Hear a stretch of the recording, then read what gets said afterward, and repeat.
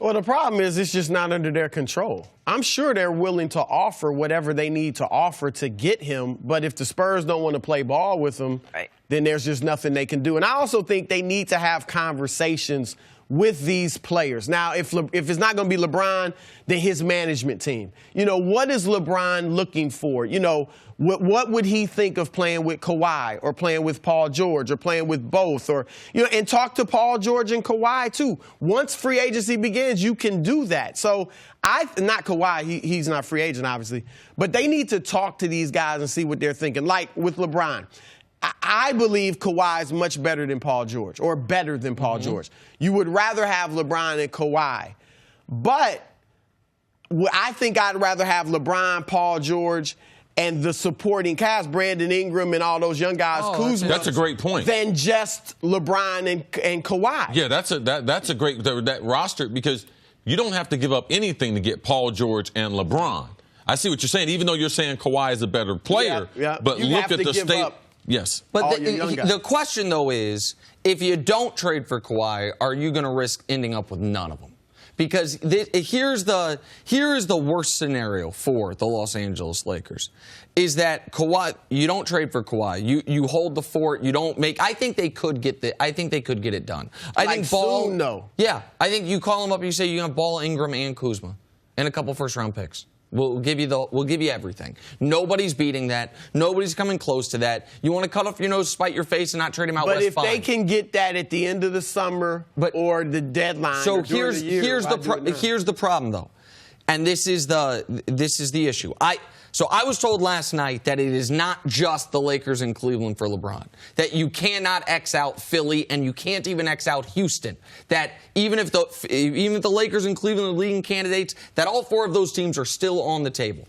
If you don't trade for Kawhi and Paul George stays in OKC, which is still available, and if LeBron stays in Cleveland for a year, then fine, you run this back next year. But if LeBron goes to Philly or he goes to Houston, then you're never getting it. LeBron is not going to Philly or Houston for 1 year. And now you run the risk of, wait, what is the plan? Where is the big fish coming from if LeBron goes to one of those places? But why would Paul George stay in Oklahoma City if LeBron James went to L.A.? If Kawhi's off the table and Paul George knows LeBron's going, wouldn't he want to go to I'm talking about the reverse order, though, Jenna. What I'm talking about, I don't think LeBron's going to be the first domino. I think LeBron's going to wait and see. And so I think that the point is, I think if you get Kawhi, I think you have to look at the Kawhi trade as you are trading for multiple players. Because if you get Kawhi, one of these other guys is coming. And so, that's why I would give up everything, whatever it takes to go get him. I don't doubt that they're willing to do that. If I'm the Spurs, I'm also looking at it like you are. We're trading them Kawhi and multiple players. Because, and I get what you're saying, and I tend to agree that at the end of the day, you have to do what makes your roster best. Yeah. And that's a heck of a trade that you just threw out as far as what the Lakers could give them. But if I'm the Spurs and I can get that in September and keep you from getting LeBron, why don't I do that? You see what I'm saying? Like, they don't just want the Lakers not to get Kawhi. They don't want them to get LeBron, even if it's only for a year. They love to screw up the whole Lakers plan, sure. You know? Chris, I got a question for you. Do the Lakers need to see Kawhi on the court before they give up all these assets? Because ain't nobody talking about that. We act as if Kawhi had a sensational season. But he didn't play. He was good in those 9 games and 25 minutes a night. Yes. No, I'm with you. There is some risk to that. I agree. Right? I totally agree. Now, I think they would look at it and say, we believe he's going to be fine. But there's a risk because he didn't play 82 games a year even when he's healthy. Now, some of that's Popovich sitting guys out, but some of that was also injuries here and there. And you're giving up a boatload of stuff. That's why it's just easier to go get Paul George if you can. And LeBron and Chris, I just thought that you'd be the type of man that, something, before I need to touch my stuff before I get it. I just thought you would be like that. I'm kind of like that. I just thought. but here's the thing. This is, man, everyone knew Paul George was going to the Lakers. No, you're right. Everyone, listen, Indiana, trade me because in 2 years I'm a Laker. I mean, I've never seen an agent publicly say something like that with 2 years left on a contract. Not only is he leaving, this is where he's going. You might as well trade him.